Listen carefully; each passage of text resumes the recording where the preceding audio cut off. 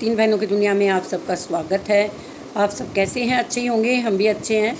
लेकिन आजकल जो टीवी पर बार बार एक न्यूज़ आ रही है हाथरस हादसा, ऐसे हादसे हमारे देश में बहुत होते हैं।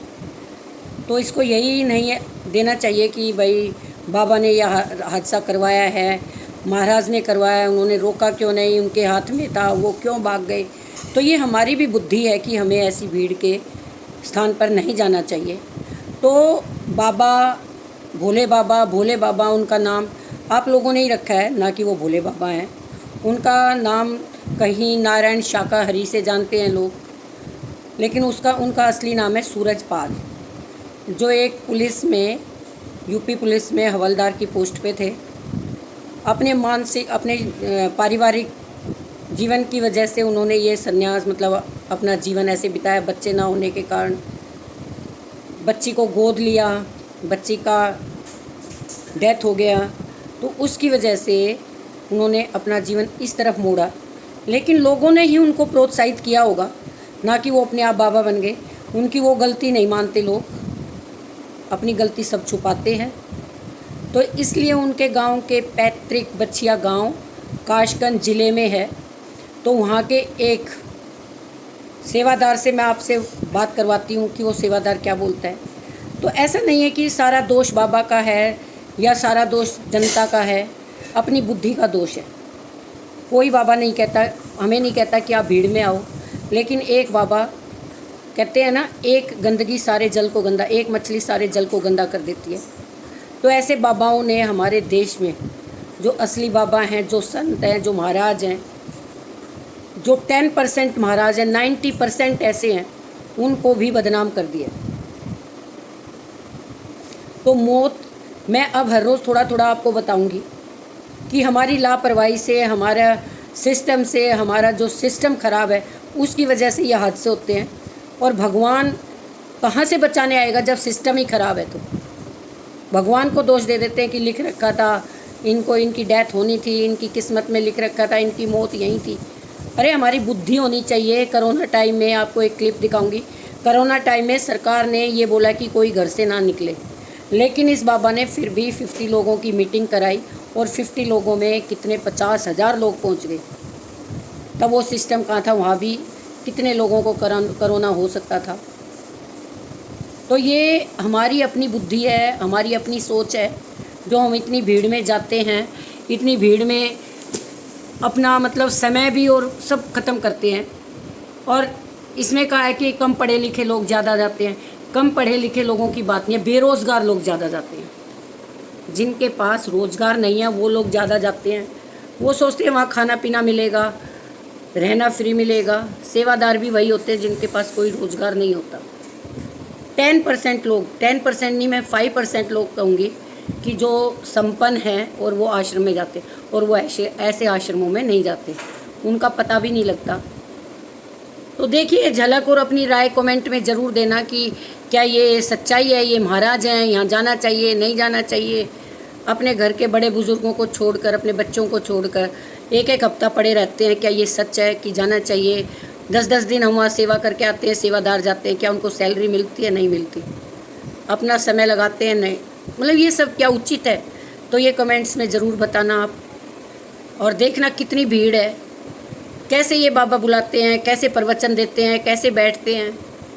जो बाबा हैं उनका तो पता भी नहीं लगता कि कहाँ उनका स्थान है, कहाँ रहते हैं। और 2 मिनट से ज़्यादा, जो असली बाबा अपने आश्रम में 5 मिनट 10 मिनट इतनी देर रोकेंगे और अपने घर की तरफ रवाना कर देंगे।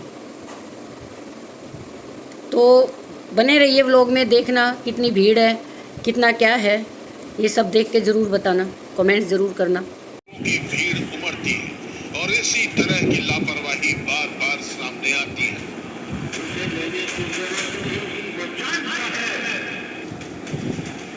इससे पहले मई 2022 में जब देश में कोरोना की लहर चल रही थी, उस समय फर्रुखाबाद में भोले बाबा ने सत्संग का आयोजन किया था। जिला प्रशासन ने सत्संग में सिर्फ 50 लोगों के शामिल होने की इजाजत दी थी, लेकिन कानून की धज्जियां उड़ाते हुए 50,000 से ज्यादा लोग सत्संग में शामिल हुए थे। भीड़ के कारण शहर की यातायात व्यवस्था ध्वस्त हो गई थी। भोले बाबा की खुद की आर्मी है, जिन्हें सेवादार कहा जाता है। हर मंगलवार को होने वाले कार्यक्रम की पूरी कमान यही सेवादार संभालते हैं। सेवादार देश से आने वाले श्रद्धालुओं के पानी, भोजन से लेकर ट्रैफिक की व्यवस्था करते हैं।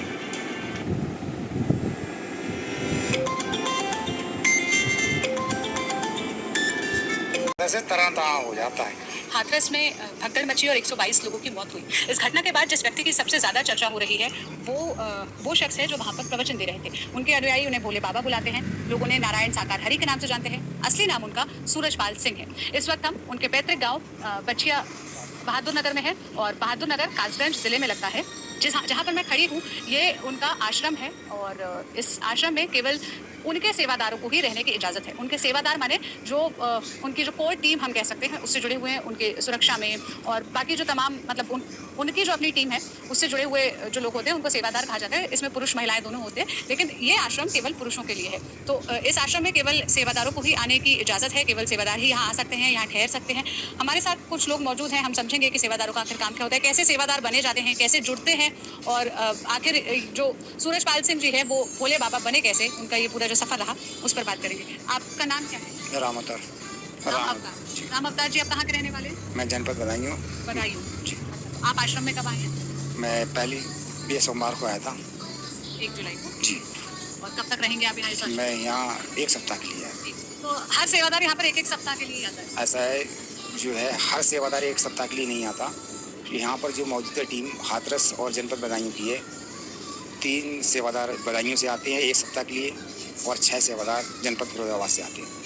वो 1 सप्ताह रुकती हैं और खड़े होकर के अपनी सेवा कर्म करते हैं। साफ सफाई भी वहाँ पर करते हैं, अपने कमरा से लेकर के और जो भी है बस। जरा पहले तो हमें इस आश्रम के बारे में बताइए, फिर हम ये सिस्टम समझेंगे। इसे आप लोग क्या आश्रम बुलाते हैं? यह सेवादारी है। ये भी सेवादार है, रसोई है।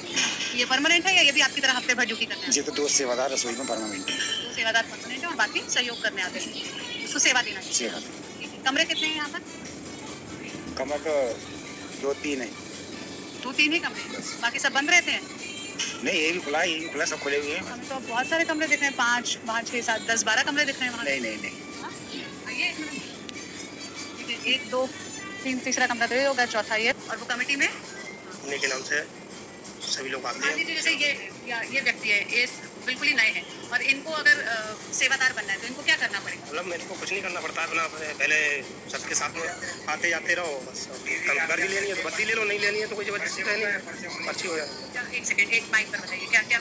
आते जाते हैं यहाँ पर। अब आने जाने से परिचय होगा हमारा आपका। परिचय होने के बाद धीरे धीरे चलते रहते हैं तो हमको जानकारी होती है उठने की, बैठने की, चलने फिरने की। ऐसे करके फिर हमको जब हमारी स्वयं की वर्दी लेने की इच्छा जागृत होती है, अंदर से भाव उत्पन्न होते हैं, तब हम ये वर्दी लेते हैं। स्वयं अपने तन मन धन की कमाई स्वयं की हमारी अपनी है। कहाँ से खरीदते हैं आप वर्दी? जो है अब तो संस्था बंद है, वैसे पहले आगरा से थी, इसके बाद डिवाई से हुई, इसके बाद जो है वहाँ से हुई थी दौसा राजस्थान से। वहाँ से आपको मंगानी पड़ती है? जी। कितने रुपए लगते हैं? ऐसा है, उस समय स्टार्टिंग में थी 350 से हुई थी, 350 रुपये की कैप होती है। कैब। तो जी आपने देखा ये व्लॉग, कैसा लगा आपको? अच्छा लगा तो लाइक करना, शेयर करना, सब्सक्राइब करना और कमेंट्स ज़रूर देना, क्योंकि कुछ लोग समाचार देखते ही नहीं, यूट्यूब पे इतना बिज़ी रहते हैं, तो उनको पता होना चाहिए हमारे देश में क्या हो रहा है, कहाँ पर क्या घटना हो रही है। कहीं पर खुशियाँ मनती है तो कहीं पर दुख मनता है। एक तरफ वर्ल्ड कप जीत के आए हैं तो दूसरी तरफ ये हादसा हो गया है। तो जितने भी लोग एक्सपायर उन सब के लिए ओम शांति, और कमेंट्स ज़रूर करना, लाइक करना, शेयर करना। बने रहिए अगले व्लॉग तक। बाय।